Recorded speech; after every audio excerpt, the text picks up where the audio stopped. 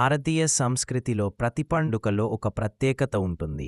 ఆ పండుగలలో గణపతి పండగ అత్యంత ముఖ్యమైనది. ఈ పండుగను విశేష ఉత్సాహంతో భక్తి శ్రద్ధలతో జరుపుకుంటారు. గణపతి బాప్పిని వినాయకుడు, విఘ్నేశ్వరుడు, లంబోదరుడు వంటి ఎన్నో పేర్లతో పిలుస్తారు. పురాణాల ప్రకారం పార్వతీదేవి తన దేహపు గంధపు పూతతో గణపతిని సృష్టించింది. తాను స్నానం చేస్తుండగా ఎవ్వరూ లోపలికి రాకూడదని గణపతిని ద్వారపాలకునిగా నియమించింది. పార్వతీదేవి దీనిని చూసి తీవ్రంగా విచారించింది. ఆమె కోపంతో ప్రపంచాన్ని నాశనం చేస్తానని అన్నది. అప్పుడు శివుడు శాంతింపజేసి గణపతికి ఏదైనా జీవి తల అమర్చుతానని చెప్పాడు. వెంటనే శివుని అనుచరులు ఒక ఏనుగు తల తెచ్చారు.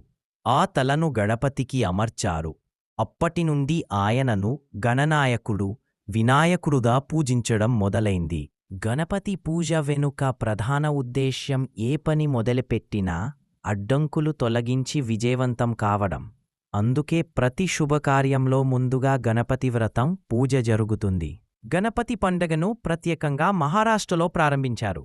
12 పంబులో లోకమాన్య తిలక్ గణపతి ఉత్సవాలను ప్రజలందరినీ ఏకతాటిపైకి తీసుకురావడానికి పెద్ద ఎత్తున సామూహికంగా నిర్వహించారు.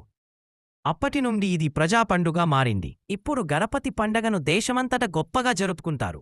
ఇంతింత చిన్న విగ్రహాలు ప్రతిష్ఠిస్తారు. పెద్ద పెద్ద మండపాల్లో అందంగా అలంకరించిన గణపతి విగ్రహాలను ఉంచుతారు. భక్తులు గణపతి బప్పా మోరియా అంటూ నినాదాలు చేస్తూ పూజలు, హారతులు, నైవేద్యాలు సమర్పిస్తారు.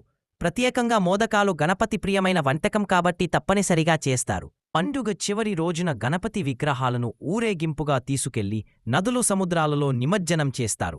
ఇది గణపతి భక్తుల హృదయాల్లో శాశ్వతంగా నిలిచిపోతాడనే సంకేతం. ఆయన రూపం మట్టితో చేసిన విగ్రహంలో కొద్ది రోజులు మాత్రమే ఉండి తర్వాత మళ్లీ సృష్టిలో కలిసిపోతాడనే ఆధ్యాత్మిక భావన ఇందులో దాగి ఉంది.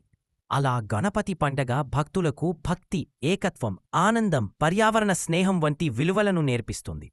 ప్రతి ఒక్కరూ అడ్డంకులు తొలగించుకొని విజయమార్గంలో ముందుకు సాగాలని సందేశాన్ని ఇస్తుంది. ఇలాంటి మంచి వీడియోస్ కోసం మన యూట్యూబ్ ఛానల్ని సబ్స్క్రైబ్ చేసుకోండి.